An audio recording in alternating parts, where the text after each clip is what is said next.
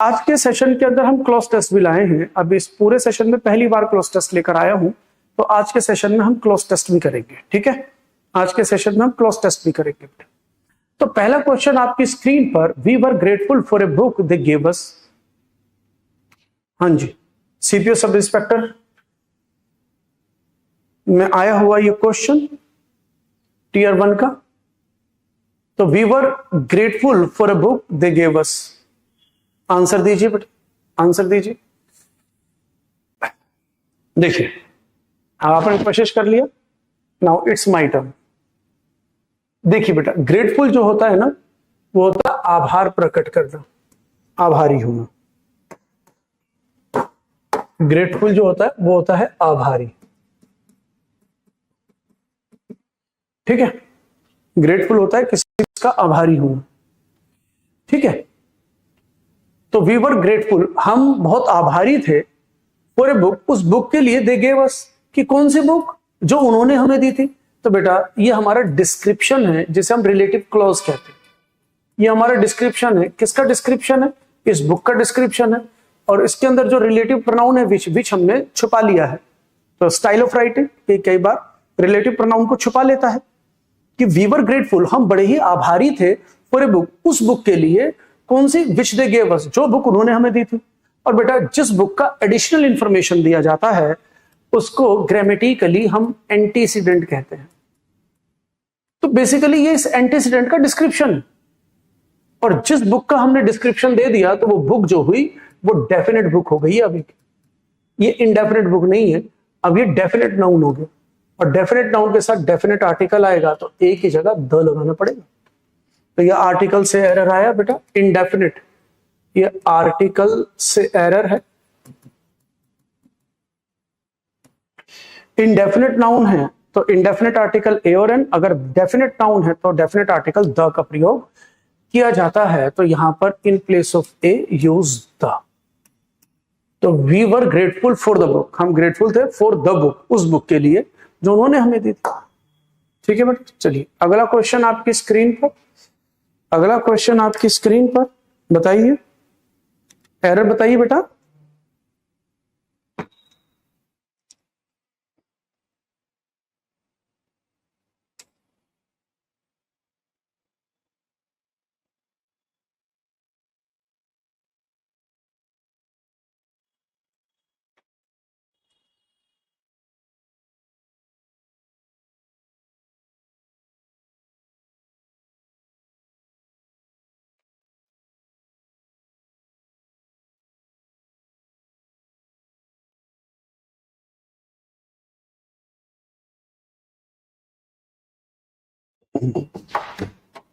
देखा आपने? तो देखिए बेटा, यहाँ पे जो हो जाएगा, ये देखो हमारा जो सेंटेंस लिखने का तरीका होता है ना बेटा, जनरल पॉइंट जो होता है कि पहले सब्जेक्ट लिखो, फिर वर्ब लिखो, वर्ब के बाद आप ऑब्जेक्ट लिखो, वर्ब के बाद ऑब्जेक्ट या कॉम्प्लीमेंट लिखो, ऑब्जेक्ट या कॉम्प्लीमेंट लिखो, और फिर उसके बाद आप MPTR, manner, place, time, reason. ये थोड़ा तरीका होता है लिखने का, ये थोड़ा तरीका होता है लिखने का। तो इसके अंदर अगर हम बात करें तो क्या आया हुआ है? तो इसके अंदर जो आया हुआ है ना, दैट कंजंक्शन के बाद देखो सब्जेक्ट आया तो ही आ गया, हेड स्लेप्ट तो ये वर्ब आ गई, हेड स्लेप्ट। अब साउंडली क्या हुआ कि मैनर आ गया। अब बेटा मैनर जो है ना, एडवर्ब ऑफ मैनर, वो वर्ब के बाद लिखा जाता है, ना कि वर्ब से पहले। एडवर्ब ऑफ मैनर वर्ब से के बाद लिखा जाता है, ना कि वर्ब से पहले। तो ये मैनर है। तो सोया कैसे कि वो साउंडली, मतलब खर्राटे लेकर, आवाज ले लेकर। तो आपको साउंडली को उठाकर स्लेप्ट के बाद करना है, साउंडली को उठाकर स्लेप्ट के बाद करना है, क्योंकि साउंडली वर्ब से पहले दे रखा है, आपको वर्ब के बाद करना है। तो क्या हो जाएगा? तो ये हो जाएगा स्लेप्ट साउंडली, डीमेरर। तो हिज एनर्जेटिक एटीट्यूड, जो उसका एनर्जेटिक जो एटीट्यूड है, रवैया है, जो व्यवहार है, शोड, ये उसने ये दिखाया कि ही हैड स्लेप्ट, कि वो सोया था साउंडली द प्रीवियस नाइट, कि प्रीवियस नाइट वो साउंडली सोया, मतलब बहुत खर्राटे लेकर मतलब का ये होता है, इंसान को अगर खर्राटे आ रहे तो मतलब वो गहरी नींद में सो रहा है, तो बहुत गहरी नींद में सोया है वो रात, बहुत अच्छे से सोया है। तो उसका आज का जो एनर्जेटिक एटीट्यूड है ये शो करता है, उसने ये बताया। क्लियर हुआ? तो जो एरर आ गया ये एडवर्ब से आ गया, एडवर्ब की प्लेसिंग से, प्लेसिंग ऑफ एडवर्ब से एरर है। चलिए अगला question. Mrs Gomti was that tired and weak that she could scarcely walk. Mrs Gomti जो है, कहता है मिसेस गोमती जो है वो इतना टायर्ड और वीक थी कि वो मुश्किल ही से वो चल सकी या चल पाई, इतनी टायर्ड थी कि उनसे चला ही नहीं जा रहा था, वो ये कहना। तो देखो अब पता है यहां पर भी हम जो बात कर रहे हैं वो कंजंक्शन और एडवर्ब का कॉम्बिनेशन है। बेटे एक शब्द है सो और उसके साथ कॉम्बिनेशन है दैट का, सो दैट। तो इसको हम हिंदी में कहते हैं इतना, और दैट मतलब की। तो ये एडवर्ब है, ये हमारा एडवर्ब है और ये हमारा कंजंक्शन है। तो यहां पर इस एडवर्ब और कंजंक्शन का एक कॉम्बिनेशन है। तो क्या कॉम्बिनेशन है? तो यहां पर गोमती वाज सो टायर्ड, अब आपको दैट नहीं सो लगाना, तो इस सो के साथ ये दैट का कॉम्बिनेशन है। अब बात आती है कि सर हमें कैसे पता चलेगा, तो मैं आपको समझा दूं। बेटा जब हमें किसी एडजेक्टिव को डिस्क्राइब करना पड़े, तो एडजेक्टिव को डिस्क्राइब करने के लिए एडवर्ब चाहिए, और हमें उस एडजेक्टिव को जब डिस्क्राइब करना पड़े, अगर हमें एडजेक्टिव को डिस्क्राइब करना पड़े तो उस वक्त एडवर्ब जो है हमें सो देनी पड़ती है, वेरी नहीं देनी पड़ती, कोई और एडवर्ब नहीं लगेगी। जैसे यहां पर दैट लिख दिया, यहां पर वो वेरी लिख देता तो भी गलत होता, वेरी लिखता तो भी गलत होता, मच लिखता तो भी गलत होता, इवन इनफैक्ट सो को हटाकर कुछ भी लिखता तो गलत होता। कहता ऐसा क्यों? तो देखो हमने कहा कि शी इज वेरी ब्यूटीफुल, हमने कहा कि यार वो बहुत खूबसूरत है। किसी ने कहा कि वो बहुत खूबसूरत है, हमने कहा भी चल भी खूबसूरत है, मुझे बताओ वो कितनी खूबसूरत है। अब मुझे उसकी खूबसूरती को डिस्क्राइब करना है, डिस्क्रिप्शन देना है। यहां पे कह रहा है वो बहुत खूबसूरत है, तो वेरी का मतलब हो जाएगा बहुत, कि वो बहुत खूबसूरत है। तो भाई मैंने पूछ लिया कितनी खूबसूरत है, मुझे बता तो सही कितनी खूबसूरत है। फिर उसने कहा कि भाई शी इज सो ब्यूटीफुल, कि वो इतनी खूबसूरत है, इतनी खूबसूरत है that no one can reject her, कि no one can reject her, कि कोई उसे रिजेक्ट कर ही नहीं सकता, कि वो इतनी खूबसूरत है कि कोई उसे रिजेक्ट नहीं कर सकता। तो यहां पे जो उसकी ब्यूटी है, उसका गुण है, यहां पे जो उसकी ब्यूटी है उसके गुण को वो डिस्क्राइब कर रहा है कि भैया कितनी खूबसूरत है, कह रहा है इतनी खूबसूरत है। तो जहां पर भी एडजेक्टिव को इस प्रकार से दैट से डिस्क्राइब कर दे, तो उस एडजेक्टिव से पहले हमें सो दे लिखना पड़ेगा, जिसका मतलब है इतना। यहां पे वेरी का मतलब बहुत खूबसूरत, यहां कह रहा है इतना खूबसूरत है कि कोई उसे रिजेक्ट नहीं कर सकता। तो यही बात यहां पर है, you know Mrs Gomti was so tired, कि वो इतनी थकी हुई थी, मिसेस गोमती इतनी थकी हुई थी और इतनी कमजोर थी। तो ये टायर्ड, उसके टायर्डनेस को और वीकनेस को वो डिस्क्राइब कर रहा है, कि डिस्क्राइब कर रहा है कितनी, कि भाई शी कुड स्कार्सली वॉक, कि भाई वो मुश्किल ही से ही चल सकी, मुश्किल से ही चल पाई। तो इसको वो डिस्क्राइब कर रहा था। जब हम किसी एडजेक्टिव को डिस्क्राइब करते हैं तो उस वक्त हम उससे पहले सो लगाते हैं, तो तभी सो और दैट का कॉम्बिनेशन। अगर आपको ये बात समझ में आई तो इस दैट से पहले आपको सो लगाना पड़ेगा। क्लियर हुआ कि नहीं हुआ? यस और नो में बताओ कि पॉइंट क्लियर है कि नहीं। टाइप करके जरूर बताओ कि क्लियर है कि नहीं। यस और नो में बताओ, पॉइंट को यस और नो में बताओ बेटा मेरे को, ये पॉइंट क्लियर हुआ कि नहीं हुआ। ठीक है, सो और दैट वाला पॉइंट क्लियर है कि नहीं। ये कंजंक्शन और एडवर्ब से एरर है, बताइए बेटा। हाँ चलो क्लियर हो गया, क्लियर हो गया, क्लियर हो गया, तो बहुत बढ़िया, बहुत बढ़िया। तो आइए अगला क्वेश्चन ले लेते हैं।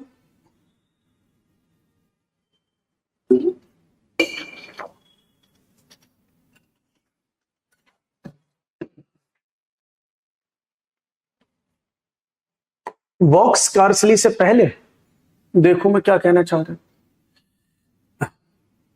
ना बेटा, ये एडवर्ब ऑफ मैनर, बेटा ये जो है, जो अभी मैंने बताया ना बच्चे समझ, ये जो मैंने बताया ये एडवर्ब ऑफ मैनर है, और एक होता है एडवर्ब ऑफ फ्रीक्वेंसी, एक होता है एडवर्ब ऑफ फ्रीक्वेंसी। तो सबके नाम है adverb of manner, adverb of frequency.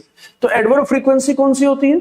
जैसे नोट हुआ, नेवर हुआ, जैसे अभी हमने कहा स्कैर्सली हुआ, हार्डली हुआ, रेयरली हुआ, बेयरली हुआ, हार्डली, रेयरली, ये बेयरली। तो ये एडवर्ब ऑफ, ये जो कहते हैं एडवर्ब ऑफ फ्रीक्वेंसी। अब एडवर्ब ऑफ फ्रीक्वेंसी समझो, एडवर्ब ऑफ फ्रीक्वेंसी ये हेल्पिंग वर्ब के बाद और adverb of frequency main verb से पहले आती है। मतलब adverb of frequency main verb से पहले आती है। एडवर्ब फ्रीक्वेंसी, जैसे मैं बात करूं कि भाई मैंने कहा शी इज नॉट, कहते हैं she is not cooking food, कि वो खाना नहीं पका रही है, she is not cooking food. तो ये जो नोट है ये एडवर्ब ऑफ फ्रीक्वेंसी है, तो हेल्पिंग वर्ब के बाद मेन वर्ब से पहले यही लगाओगे। तो जो स्कैर्सली है इसी नोट वाली कैटेगरी का शब्द है, ये एडवर्ब ऑफ मैनर नहीं है, एडवर्ब ऑफ फ्रीक्वेंसी है। तो एडवर्ब ऑफ मैनर वर्ब के बाद होता है और adverb of frequency, adverb of manner verb के बाद आता है, एडवर्ब ऑफ फ्रीक्वेंसी वर्ब से पहले आता है। तो जो आप बात कर रहे हैं, ये जो स्कैर्सली की जो मैं बात कर रहा हूं, ये जो स्कैर्सली की बात आ रही है, ये एडवर्ब ऑफ फ्रीक्वेंसी है। और एडवर्ब ऑफ फ्रीक्वेंसी जो है वो मेन वर्ब से पहले आते हैं, वो एडवर्ब ऑफ मैनर है। क्लियर है? समझ में आया कि नहीं बेटा? मुझे बता। फिर आता ही इस पर आते हैं। देखो ये भी उसी टाइप का एरर है। आइए, प्रशांत क्लियर हुआ कि नहीं? प्रशांत धाकड़ पॉइंट क्लियर हुआ कि नहीं हुआ? तो दो हैं, adverb of manner, adverb of frequency.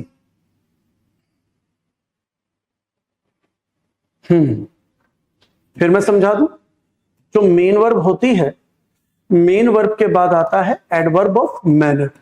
अब मेन वर्ब के बाद वो कहीं पर भी आ सकता है, यानी कि तुरंत बाद आएगा, कहीं पर भी आ सकता है।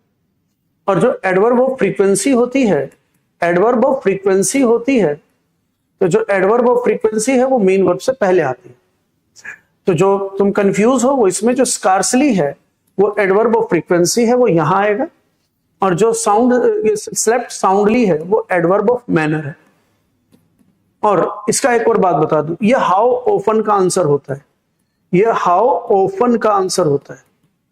और बेटा ये जो आंसर होता है ये हाउ का आंसर होता है, ये हाउ ऑफन का आंसर होता है, ये हाउ का आंसर होता है। अब देखो यही एरर यहां पर भी, यही एरर यहां पर भी है। Mrs Malti is living lonely in an apartment. तो बेटा लिखने का तरीका गलत हो गया, कि जैसे हम कहते हैं ना गो, हम कहते हैं कम, हम कहते हैं अराइव, ऐसे ही लिव। तो बेटा ये जो वर्ड हैं, ये वर्ड अपने बाद प्लेस को मांगते हैं। तो आपको एमपीटीआर में पहले प्लेस लिखना पड़ता है और बाद में मैनर लिखना पड़ता है। इन शब्दों की जो डिमांड है, इन शब्दों की जो डिमांड है अपने बाद प्लेस की डिमांड है। बात समझ में आ रहा है कि नहीं? तो जैसे माई सन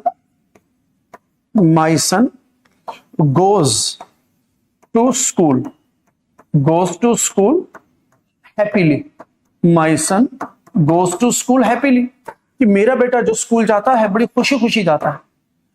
तो जो गोज है ये डिमांड, जो गोज है ये डिमांड कर रहा है किसकी? ये गोज है ये डिमांड कर रहा है प्लेस की। तो आपको पहले प्लेस लिखना पड़ेगा और फिर मैनर की। कैसे जाता है? कि बड़ी खुशी खुशी, बाद में मैनर लिखना पड़ेगा। अब आप क्या कोशिश करो, क्या इसे इधर लिख पाओगे? My son goes happily, my son goes happily to school, नहीं कर पाओगे। तो इन वर्ब को प्लेस की जरूरत होती है, प्लेस की डिमांड करते हैं। तो बेटा इसके अंदर जो लिविंग है, तो वो जो मिसेस मालती इज लिविंग, रह रही है, कहां रह रही है? इन एन अपार्टमेंट। तो ये जो अपार्टमेंट है ये प्लेस है। तो इन वर्ब को प्लेस की डिमांड होती है, तो ये एडवर्ब ऑफ मैनर है। वो कैसे रह रही है? कहते हैं अकेली, लोनली। तो ये एडवर्ब ऑफ मैनर है। तो अब एडवर्ब मैनर को आपको प्लेस के बाद लिखना पड़ेगा। तो पहले प्लेस और फिर मैनर। तो पहले आप प्लेस लगाएंगे, बाद में manner. Mrs Malti is living, वो रह रही हैं एक अपार्टमेंट में लेकिन लोनली, बिल्कुल अकेली। तो आंसर जो हो जाएगा लोनली वाला प्लेस गलत हो जाएगा। समझ आया कि नहीं आया बेटा? क्लैरिटी मिल रही है ना बेटा? क्लैरिटी मिल रही है कि नहीं? क्लैरिटी मिल रही है तो ठीक है, नहीं मिल रही है तो बेटा क्वेश्चन पूछो, पुट द क्वेश्चन। अगला क्वेश्चन आपकी स्क्रीन पर, my neighbours were seriously injured in the car accident, serious injured in the car accident.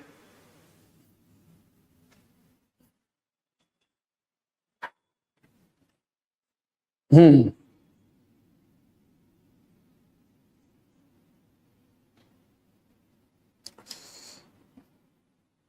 अब देखो उसी टाइप का एरर आपकी स्क्रीन पर अभी भी है।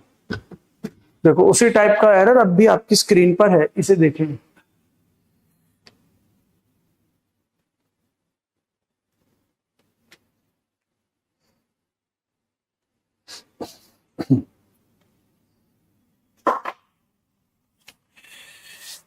तो देखो पहले तो आप ये समझो, माई नेबर्स वर इंजर्ड, मेरे पड़ोसी जो है वो घायल हो गए।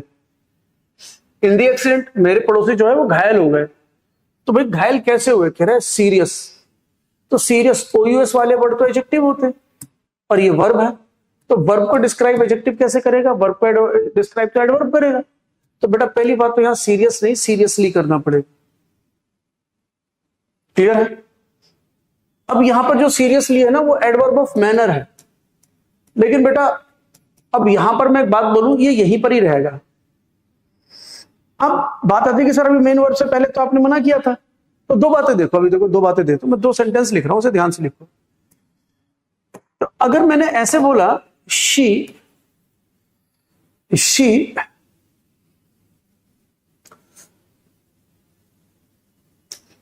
Speaks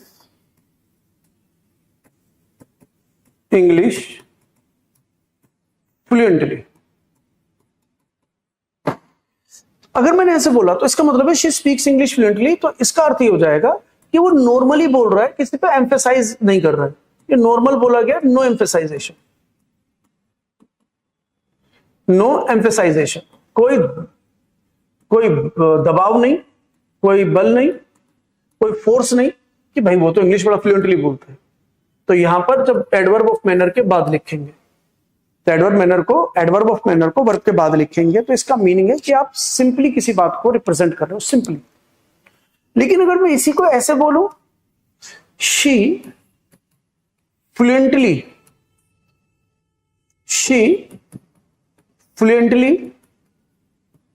speaks English, she fluently speaks English, तो पता है इसका मतलब हो जाएगा कि आप है ना एम्फेसाइज कर रहे हो।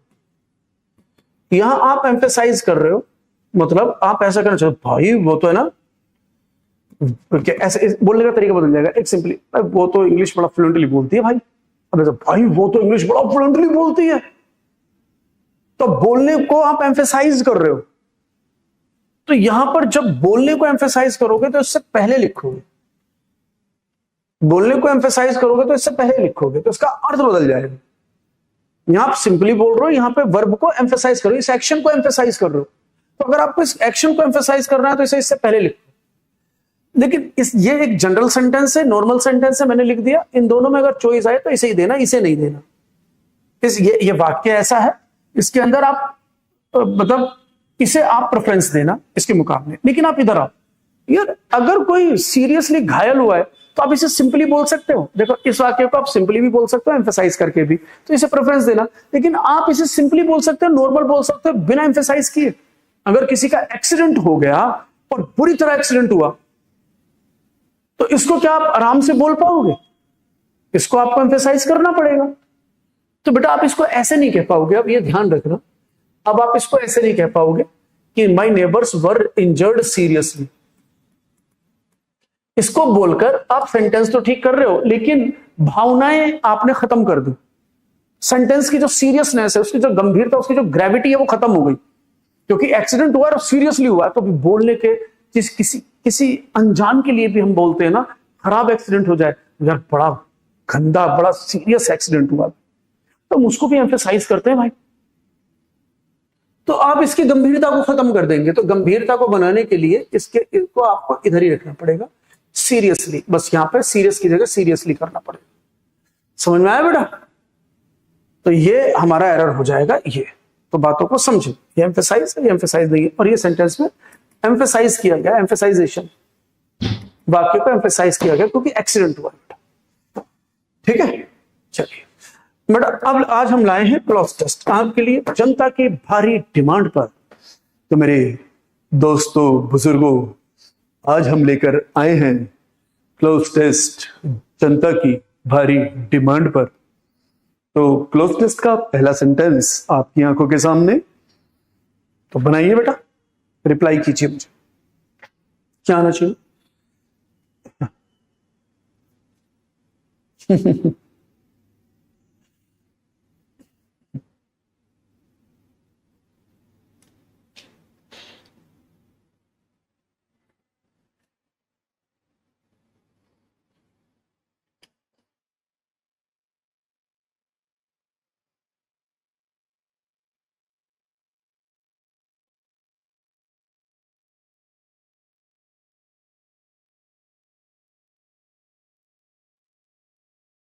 बोलो बेटा बोलो।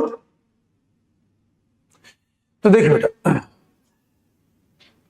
जब भी क्लोज टेस्ट को आप फेस करो, ध्यान से सुनिएगा, जब भी आप क्लोज टेस्ट को फेस करें तो जो क्लोज टेस्ट के ब्लैंक्स होते हैं वो सिचुएशनल ब्लैंक्स होते हैं, वो नॉर्मल ब्लैंक्स नहीं होते कि एक सिंगल सेंटेंस दे दिया उसके अंदर ब्लैंक फिल करो, जो मैं आपको इतने दिन से करवाता हुआ आ रहा हूं, ब्लैंक एरर सेंटेंस इंप्रूवमेंट। ये सिचुएशनल ब्लैंक्स होते हैं, मतलब सिचुएशन को समझकर आपको सही वर्ड फिल करना पड़ेगा, है ना। और कई बार तो ये सिंगल सिंगल ब्लैंक भी ठीक हो जाते हैं, लेकिन कई बार जब तक आपको सिचुएशन समझ में नहीं आएगी तो आप ब्लैंक को फिल कर ही नहीं सकते। उसके अंदर आपको लगेगा इसके तो 2 ऑप्शन भी ठीक है, 3 ऑप्शन भी ठीक है, 4 ऑप्शन भी ठीक है। एक सिंगल सेंटेंस पढ़ोगे और आप चारों ऑप्शंस को फिल करके देखोगे तो चारों ठीक लगेंगे, लेकिन जब आप उसको एनालाइज करोगे कि यार वो वाक्य जो बोला गया, वो वाक्य जो लिखा गया किस परिस्थिति के अंदर आकर लिखा गया, बोला गया, तब आप उचित वर्ड फिल कर पाओगे। तो उस एप्रोप्रिएटनेस को जानने के लिए पहले आपको यहां से लेके यहां तक आपको पूरा एक जनरल पॉइंट पे पढ़ना है, बिना ब्लैंक्स को फिल किए। तो एक छोटा सा जिस्ट निकालने की कोशिश करनी है कि पैसेज किस चीज पर आधारित है, ये तरीका होता है इसे करने का। तो पहले आप इसे यहां से लेके यहां तक अच्छे से पढ़ लो और उसके बाद एक आइडिया लगाने की कोशिश करो ये किसकी बात कर रहा है, ठीक है ना। तो ये करने का तरीका है। तो जैसे मैं कल परसों जब भी लेकर आऊं तो ऐसे ही करना, ठीक है। अब जरा देखो, अब कहता है फ्रॉम द बिगिनिंग, शुरुआत से, डैश द 18th सेंचुरी। तो यहां तक कह रहा है 18th सेंचुरी की, from the beginning dash the 18th century, from the beginning in the 18th century, on the 18th century, of the 18th century या अबाउट द 18th सेंचुरी। तो बेटा आंसर होगा इसका ऑफ, क्योंकि ये जो बिगिनिंग है ये किसकी है, ये 18th सेंचुरी की बिगिनिंग है। तो ये इसका क्या कहते हैं, ये इसका इससे रिलेशन बता रहा है, इस बिगिनिंग का 18th सेंचुरी से एक रिलेशन बता रहा है। और रिलेशन बताने के लिए हमें प्रेपोजिशन ऑफ लगाना पड़ता है। ऑफ जो प्रेपोजिशन है वो रिलेशन बताने के लिए लगाना पड़ता है। क्लियर होगा। तो यहां पे पहले में आ जाएगा हमारा ऑफ, क्या कहता है, from the beginning of 18th century, of the 18th century की जो बिगिनिंग है, शुरुआत से ही। आगे बढ़ते हैं, तो पहले का आंसर ऑफ। चलो आगे बढ़ते हैं, फिर दूसरे का आंसर। अब इस दूसरे का आंसर देखिए, फ्रॉम द बिगिनिंग, बनाए पहले आप बनाए।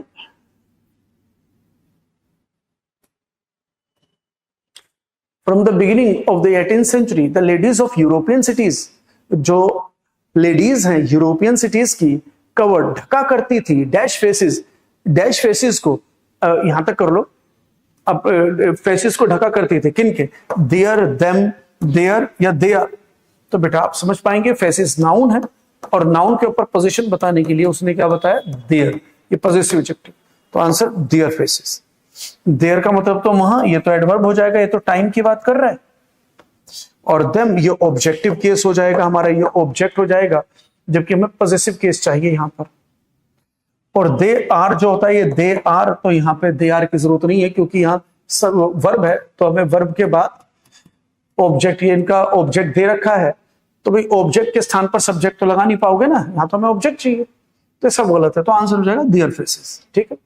तो क्या कहता है, from the beginning of the 18th century, 18th century की शुरुआत से, the ladies of European cities, European cities की जो लेडीज हैं वो ढका करती थी अपने चेहरों को, वो अपने चेहरों को ढका करती थी in layers of paint and powder. मतलब अपने चेहरों को कैसे ढका करती थी, लेयर्स ऑफ, कि पेंट के ऊपर पेंट, मतलब वो क्या कर रही है कि वो मेकअप कर रही है, मेकअप, फाउंडेशन लगाना, क्रीम लगाना, फलाना लगाना, ढिमकाना लगाना, अपने फेसेस को वो कवर करा करती थी। यूरोपियन लेडीज वो कवर करा करती थी। क्लियर हो गया। चलिए अब तीसरा लेते हैं, थर्ड लेते हैं। तो पहले में आ जाएगा ऑफ,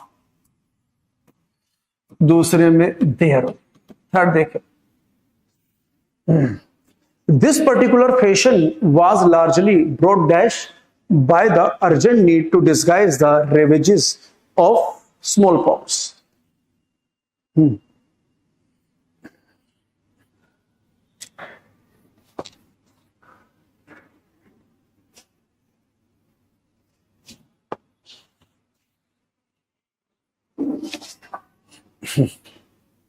बताइए। तो देखिए, एक फ्रेजल वर्ब है, एक फ्रेजल ब्रॉड जो आया किस वर्ड से आया? ब्रिंग से। और बेटा एक फ्रेजल वर्ब है ब्रिंग अबाउट, तो इसका मतलब क्या होता है? लाना, किसी चीज को लेकर आना। तो कहता है this particular fashion was largely brought about, कि ये जो फैशन है वो बड़े तौर पर लेकर आया गया, किसके द्वारा? By the urgent need. ये अर्जेंट नीड की वजह से ये फैशन आया। अर्जेंट नीड किस चीज की? कि भाई वो लेयर के ऊपर लेयर फैशन के हिसाब से वो अपने आप को मेकअप से पोत रही है लेडीज यूरोप की, ऐसा क्या अर्जेंट नीड थी? तो कहता है टू डिस्गाइज। डिस्गाइज का मतलब अपने आप को छिपाने के लिए, भेष बदलने के लिए होता है, कि छिपाने के लिए। द रेवेजेस, रेवेजेस होता है तबाही, of small pox. Small pox एक डिजीज है, जो डिजीज है उसकी तबाही से, उसकी तबाही, स्मॉल पॉक्स की तबाही से अपने आप को बचाने के लिए इसकी जरूरत थी, इसको यूरोप के अंदर लेकर आया गया, मेकअप को लेकर आया गया। तो आंसर हो जाएगा डी। ठीक है, ये फ्रेजल वर्ब ब्रिंग अबाउट, लेकर आना। नेक्स्ट बनाइए। फोर्थ, पहले में ऑफ है, दूसरे में देयर है, तीसरे में अबाउट है, फोर्थ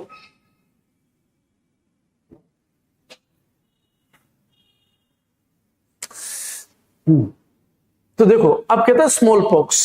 स्मॉल पॉक्स के बाद अब वो उसका डिस्क्रिप्शन दे रहा है, स्मॉल पॉक्स होता क्या है? कह रहा है स्मॉल पॉक्स होता क्या है? नमस्ते बेटा, नमस्ते। अब उसका जब डिस्क्रिप्शन देते तो left their faces pitted and scarred, तो इट इज द डिस्क्रिप्शन। ये डिस्क्रिप्शन है किसका? ये डिस्क्रिप्शन है किसका? स्मॉल पॉक्स का। और जो डिस्क्रिप्शन है, डिस्क्रिप्शन जो है वो रिलेटिव क्लॉज से शुरू होता है। डिस्क्रिप्शन रिलेटिव क्लॉज से शुरू होता है। और बेटा ये बात स्मॉल पॉक्स, तो ये नॉन लिविंग है, तो नॉन लिविंग है तो अब आप हु तो लगा नहीं पाओगे। और व्हेन टाइम को बताता है, टाइम नहीं बता रहा है तो टाइम ये नहीं लगा पाओगे। अब या तो दैट लगाओगे या विच। तो एक छोटा सा पॉइंट बता देता हूं बेटा, बहुत छोटा सा। अगर कोमा के बाद दे तो विच लगाना, और अगर कोमा नहीं दे रखा हो, अगर कोमा ना दे रखा हो तो दैट लगाना। अब इसके पीछे भी लंबी कहानी है, अभी बताऊंगा तो फिर हम इससे भटक जाएंगे थोड़ा सा। अगर ये कहानी आपको जाननी है तो आप जो मेरा कोर्स है आप उस कोर्स में जाएं। तो प्रोनाउन के अंदर मैंने रिलेटिव प्रोनाउन समझा रखा है, प्रोनाउन के अंदर रिलेटिव प्रोनाउन समझा रखा है, उसे देख लो जाकर। प्रोनाउन के अंदर रिलेटिव प्रोनाउन समझा रखा है कि अगर कोमा हो तो विच देना, और कोमा नहीं है तो दैट देना। तो बेटा आप इधर देखो, इसने कोमा दे रखा है। अगर इसने कोमा दे दिया है तो इसका मतलब है यहां पर विच आएगा। अगर किसी वजह से कोमा नहीं होता तो दैट भी आ सकता था। अब इसके पीछे की एक कहानी है, वो कहानी बेटा अभी नहीं बता पाऊंगा मैं, लंबी चली जाएगी कहानी, हम क्लोज टेस्ट से भटक जाएंगे। ठीक है, तो स्मॉल पॉक्स यहां तक आ गया। अब क्या मीनिंग बता दो, मीनिंग बता देता हूं। तो ये लेकर आ गया by the urgent need of the disguise, कि छुपने की एक अर्जेंट नीड थी। किससे छुपने की? जो तबाही थी, स्मॉल पॉक्स एक डिसीज की तबाही से छुपने की वजह से ये आया। कौन सा स्मॉल पॉक्स? कि वो small pox which left their faces, जिसने छोड़ दिया उनके फेसेस को पिटेड। पिट होते थे, पिट गड्ढे होते हैं ना, पिट, उनके चेहरों पे गड्ढे हो जाते थे, एंड स्कार्ड, और चेहरे पे दाग आ जाते थे। तो वो स्मॉल पॉक्स की वजह से चेहरे पर दाग आ जाते थे और ये गड्ढे आ जाते थे। तो इन दाग धब्बों से छुपने के लिए, इस बीमारी से छुपने के लिए इस फैशन को लेकर आया गया था। इससे दाग धब्बे नहीं होंगे, मतलब स्मॉल पॉक्स में से चेहरे पर नहीं आएगा औरतों के। अब पांचवा, बनाइए। ऑफ देयर ब्रोड अबाउट विच।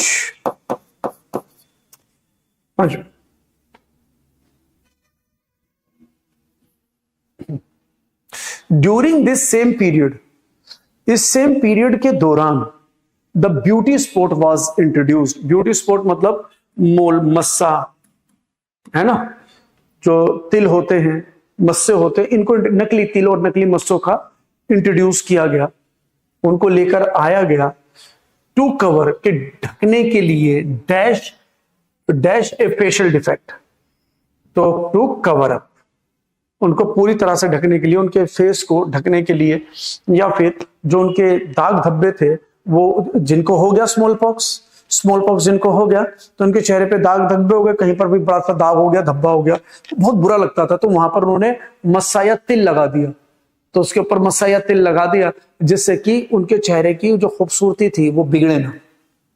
तो वहां पे वो कहते थे कि भाई इसी पीरियड के दौरान जिन लोगों को ये स्मॉल पॉक्स हो गए थे, तो ब्यूटी स्पॉट, मोल, मस्सा, तिल, इनको इंट्रोड्यूस किया गया टू कवर अप, ढकने के लिए, ए फेशियल डिफेक्ट, जो उनके फेस का जो डिफेक्ट था, जो फेस की कमी थी, उसको ढकने के लिए इनका इस्तेमाल किया गया। तो आंसर हो जाएगा आप। क्लियर हुआ कि नहीं? तो बेटा ये है क्लोज टेस्ट, छोटा सा क्लोज टेस्ट लेकर आया, इजी लेकर आया, ज्यादा डिफिकल्ट नहीं। ऑन क्यों नहीं हुआ बेटा? कवर अप, किसी भी चीज को पूरी तरह से ढकने के लिए, पूरी चीज को cover on A facial defect, तो कवर फेशियल डिफेक्ट के ऊपर नहीं, कवर अप का मतलब होता है पूरी तरह से ढकने के लिए किसी चीज को कवर अप का यूज किया जाता है, कवर अप, ठीक है। और ऑन जो होता है किसी भी चीज के ऊपर कोई चीज ऐसे रखी हो तब, सपोर्ट के लिए, जब कोई चीज किसी चीज के ऊपर सपोर्ट के लिए रखी हो, सपोर्ट, जब नजरिया हमारा सपोर्ट का हो कि भाई ऊपर वाली चीज नीचे वाली चीज का सपोर्ट ले रही है, अगर नीचे सपोर्ट नहीं होगी तो ऊपर वाली चीज गिर जाएगी, अगर ये नजरिया है तब ऊपर वाली चीज के लिए ऊन लगाते हैं। I am working with him, मैं उसके साथ काम कर रहा हूं सिंस 2002, मैं 2002 से उसके साथ काम कर रहा हूं, बट इवन टुडे, लेकिन आज भी, I am unable to understand his motives, लेकिन आज तक मैं उसके मोटिव को समझ ही नहीं पाया। मैं उसके साथ 2002 से काम कर रहा हूं, लेकिन आज भी मैं उसके जो मोटिव है उसको समझ नहीं पाया हूं, मैं आज भी उसके मोटिव को समझ नहीं पाया। तो बेटा अब ध्यान दो, आंसर जो होगा ना, ये जब भी सिंस 4 वाला टाइम आएगा, सिंस 4 के बाद जो टाइम होता है ना, आप अगर सेंटेंस को पहचानेंगे, सिंस 4 के बाद वाला जो टाइम है वो कंप्लीट हो चुका होता है, ये टाइम खत्म हो चुका है। और अगर सेंटेंस में कोई भी एक्शन खत्म हो चुका है तो वो परफेक्ट है, और अगर वो परफेक्ट है तो आपको वर्ब की थर्ड फॉर्म देनी पड़ेगी, अगर वो परफेक्ट है। तो अगर ये टाइम आएगा तो बेटा परफेक्ट, तो परफेक्ट हमारे 4 स्टेट में से 2 स्टेट में परफेक्ट आता है। स्टेट कौन कौन से? Indefinite, continuous, perfect, perfect continuous. तो परफेक्ट और परफेक्ट कॉन्टिन्यूस में हमारा परफेक्ट आता है। तो बेटा जब भी सिंस 4 वाला टाइम आएगा तो जो टेंस बनेगा वो या तो परफेक्ट बनेगा और या फिर परफेक्ट कॉन्टिन्यूस, परफेक्ट कॉन्टिन्यूस। अब हमें पहचानना है कि परफेक्ट बनाना है परफेक्ट कॉन्टिन्यूस, वो सेंटेंस से पता चलेगा। तो ये जो एरर आ गया ये टेंस से आ गया, ये मैं सब चीजें टेंस में सिखा देता हूं बच्चे को। तो देखो बेटा, तो कहता है I am working with him since 2002, मैं 2002 से काम कर रहा हूं, सिंस 4 2002 से अब 2025 आ गया, ऐसे मानो 2025 हो गया, तो मैं उसके साथ 23 साल से काम कर रहा हूं, लेकिन आज भी उसके मोटिव को नहीं समझ पाता हूं मैं, वो ये कह रहा है। तो कितना साल, मतलब 23 साल का पीरियड खत्म हो चुका है। सिंस 4 के बाद जो टाइम आता है वो टाइम की समाप्ति को बताता है। अगर टाइम समाप्त हुआ तो मुझे परफेक्ट चाहिए, परफेक्ट के लिए मुझे वर्ब की थर्ड फॉर्म चाहिए, एम वर्ब की 5th फॉर्म है सिंगुलर, तो बेटा मुझे इसकी थर्ड फॉर्म चाहिए, तो एम की थर्ड फॉर्म हो जाएगी बीन, क्योंकि एम जो है बी की फॉर्म है और बी की थर्ड फॉर्म होती है बीन, और वर्ब की थर्ड फॉर्म बिना हैव के फॉर्म के यूज नहीं होती। तो बेटा बीन की थर्ड फॉर्म लगानी है प्रेजेंट के हिसाब से, तो ये हैव बीन हो जाएगा, ये प्रेजेंट परफेक्ट कॉन्टिन्यूअस टेंस बनेगा, क्योंकि कॉन्टिन्यूअस तो पहले से ही दे रखा है, तो ये बनेगा प्रेजेंट, ये रहा प्रेजेंट परफेक्ट और कॉन्टिन्यूस टेंस। तो प्रेजेंट परफेक्ट कॉन्टिन्यूस टेंस की बात करें तो in place of am use have been, in place of am use have been, answer B. आपका आंसर क्या था? बहुत बढ़िया बेटा, बच्चों में सभी ने लिखा है। ठीक है, अगला बेटा तुम पूछ रहे हो टू बेटा मैंने बताया ना कवर अप, ये फिक्स्ड इसके साथ कवर अप। बच्चे तुमने भी पूछा कि कवर टू क्यों नहीं हुआ, बेटा कवर अप फिक्स्ड प्रीपोजिशन है, समझ रहे बात। अब जैसे मेकअप होता है, मेकअप करते हैं तो हम मेक के साथ अप ही तो लगाते हैं, अब हम मेक टू नहीं लगा पाएंगे ना बच्चे, तो कवर अप होता है। तो कवर अप वाला पॉइंट था, ठीक है। ये किसने बोला था? अमन ने। अमन ठीक है ना बेटा। अब अगला देखो, by the time I reaching the metro station the train had departed. By the time I had I reaching, ये तो देखो मैं बात बताऊं, ये तो देखते ही समझ में आ जाना चाहिए। बेसिक कॉन्सेप्ट में ये सब चीजें एकदम क्लियर हो जानी चाहिए आपको, बेसिक कॉन्सेप्ट से ही। देखो मैंने बोला by the time I reaching, अब रीचिंग क्या हुआ? V4। रीचिंग क्या हुआ? V4। बेटा V4 बिना बी की फॉर्म के आएगा ही नहीं अगर एज ए वर्ब यूज हो रहा है, तो ये भी टेंस से एरर हो गया। तो अब इतना तो समझ में आ गया कि V4 से पहले बी की फॉर्म यहां पर नहीं आई, तो एरर यही है। तो अगर ये एरर यही है तो आंसर डी। अगर एग्जाम में बैठे हो तो इतना टिक करके आ जाओ, क्योंकि समय भी बचाना होता है। एग्जाम में बैठे हो तो इतना टिक करके आ जाओ, समय भी बचाना होता है, समझ रहे बात को। लेकिन अभी तो हमें ये समझना जरूरी है कि भैया जी फिर अगर ये हट गया, अब रीचिंग तो आ नहीं पाएगा, तो अब मैं क्या लगाऊं? तो बेटा आगे देखो, the train had departed, past perfect, past perfect. और अगर पास्ट परफेक्ट की बात कर रहे हो तो पास्ट परफेक्ट होता है पास्ट ऑफ पास्ट, कि पास्ट में अगर दो एक्शन हुए हो, या अगर पास्ट के अंदर दो एक्शन हुए हो, ये प्रेजेंट है, नाउ प्रेजेंट। अगर पास्ट के अंदर दो एक्शन हुए हो, इन दोनों में जो पहले होता है वो पास्ट परफेक्ट होता है, जो पहले होता है, और जो इन दोनों में बाद में होता है वो पास्ट इंडेफिनिट होता है। तो जो पहले होगा पास्ट परफेक्ट बनाओ, जो बाद में होगा पास्ट इंडेफिनिट। तो ये पास्ट होता है, ये पास्ट ऑफ पास्ट होता है। तो बेटा पास्ट ऑफ पास्ट ने तो जो पहले हुआ पास्ट परफेक्ट बना दिया, तो जो बाद में हुआ पास्ट इंडेफिनिट बना। ना ना ना बेटा, मीनिंग कैसे? आई एम रीचिंग कैसे कर लेगा? उधर पास्ट चल रहा है तो इधर प्रेजेंट चलाएगा, कैसे चलेगा? पैरेललिज्म। बेटा सबऑर्डिनेट क्लोज, प्रिंसिपल क्लोज एक दूसरे को सपोर्ट करेंगे ना, पैरेललिज्म थोड़ी भूल जाएगा बेटा कि आप एम लगा रहे हो, उधर उधर पास्ट चल रहा है, इधर एम लगा रहे हो, तो यहाँ पास्ट इंडेफिनिट आई रीच्ड चलेगा। तो कहता है by the time I reach the metro station, कि मेरे मेट्रो स्टेशन पहुंचने तक, by the time I reach the metro station, मेरे मेट्रो स्टेशन पहुंचने तक the train had departed, train जा चुकी थी। तो मींस पहले ट्रेन गई, मेरे पहुंचने तक ट्रेन जा चुकी थी, तो जो काम पहले हुआ पास्ट परफेक्ट, तो बाद में हुआ पास्ट इंडेफिनिट। तो ये पास्ट परफेक्ट से, टेंस के पास्ट परफेक्ट से एरर है, टेंस के पास्ट परफेक्ट टेंस से एरर है। आ रहा बेटा समझ? नेक्स्ट, अगला क्वेश्चन स्क्रीन पर, अगला क्वेश्चन आपकी स्क्रीन पर। My father is comparatively better today.